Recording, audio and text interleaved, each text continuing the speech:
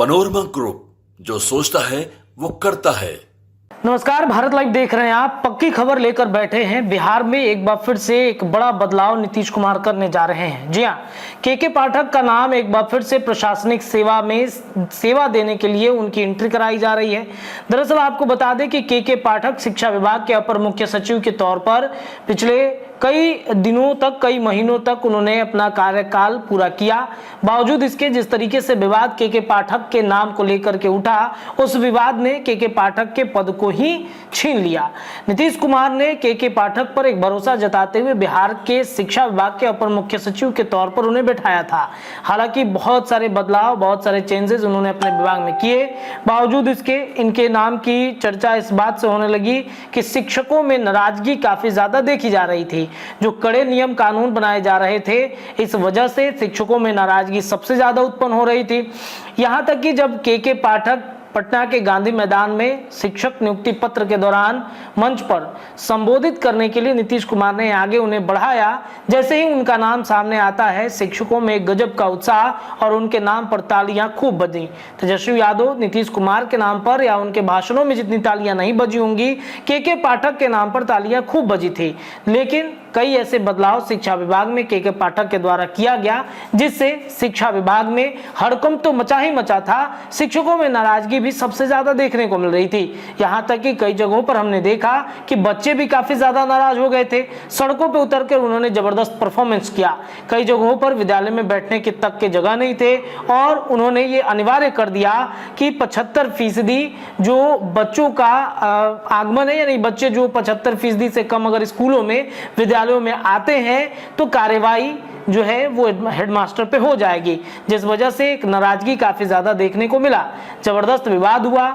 सत्ता पक्ष और विपक्ष भी लगातार कई तरह की बातें के पाठक पे कहता हुआ नजर आया था और अंततः जैसे ही नीतीश कुमार एनडीए गठबंधन की सरकार में आते हैं, के पाठक की विदाई हो जाती है और अब के पाठक के जगह पर एस सिद्धार्थ, जो शिक्षा विभाग के अपर मुख्य सचिव हैं, उनको बैठाया गया। लेकिन के पाठक का जो पद था वो बदलकर भू राजस्व विभाग जो होता है, उस विभाग में अपर मुख्य सचिव के तौर पर दिया गया था। लेकिन के पाठक ने इसे स्वीकार नहीं किया, इसे मना कर दिया और अब के पाठक एक बार फिर से कई दिनों से गायब हैं। लेकिन नीतीश कुमार की पैरवी के बाद अब के पाठक की एंट्री प्रशासनिक सेवा में फिर से होने जा रही है।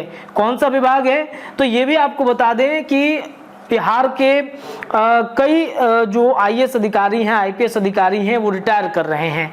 ऐसे में मौजूदा सचिव जो हैं, मुख्य सचिव बिहार सरकार के ब्रजेश मल्होत्रा, जो 31 अगस्त को रिटायर कर जाएंगे। चुनावी साल होने की वजह से सरकार ऐसा अफसर चाहती है जो चुनाव से पहले जनता से जुड़े काम तेजी से निपटा सके। इसके लिए 1989 से 1991 के बीच के अफसरों के नाम पर चर्चा चल रही है और उन्हीं चर्चा में के पाठक का नाम सबसे ज्यादा चर्चा में है। बिहार का सुपर कॉप्स इनको कहा जा रहा है। इसके अलावा अमृत लाल मीणा इन नामों में भी शीर्ष पर हैं। यानी कि आपको बता दें कि 1989 बैच के आईएएस अफसर हैं और अभी केंद्र सरकार में कोयला मंत्रालय में ये सचिव के पद पर तैनात हैं। लेकिन मीणा अगले साल अगस्त में रिटायर हो रहे हैं, जो सरकार के लिए एक दुविधा है। दूसरा बड़ा नाम विकास आयुक्त चैतन्य प्रसाद का है, जो 1990 बैच के अफसर हैं।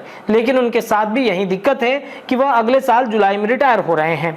यानी अगर उन्हें मुख्य सचिव बनाया गया तो सरकार को चुनाव से पहले एक बार फिर से नए मुख्य सचिव की तलाश करनी पड़ सकती है, जो कि सरकार ऐसा चाहेगी नहीं। 1990 बैच के जो प्रबल दावेदार के रूप में माने जा रहे हैं वो है के पाठक। इनके अलावा 1991 बैच के 2 अफसरों के नाम की चर्चा है।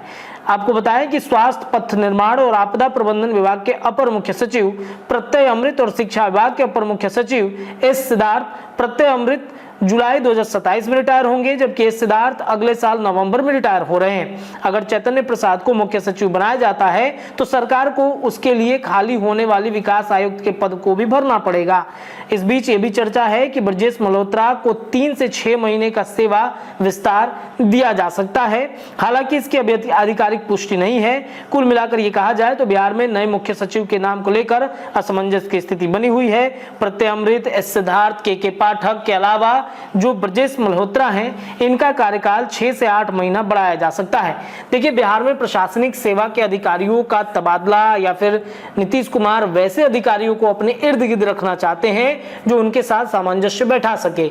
अब ऐसे में के पाठक के नाम को लेकर जो विवाद उत्पन्न हुआ था, क्या नीतीश कुमार की बातों को मानेंगे? क्योंकि के पाठक ने नीतीश कुमार की कई नियम और कानूनों को ताक पर रख दिया था। नीतीश कुमार के कई ऐसे विधानसभा में उठाए गए सवालों का भी उन्होंने उलट रूप से जवाब दिया था।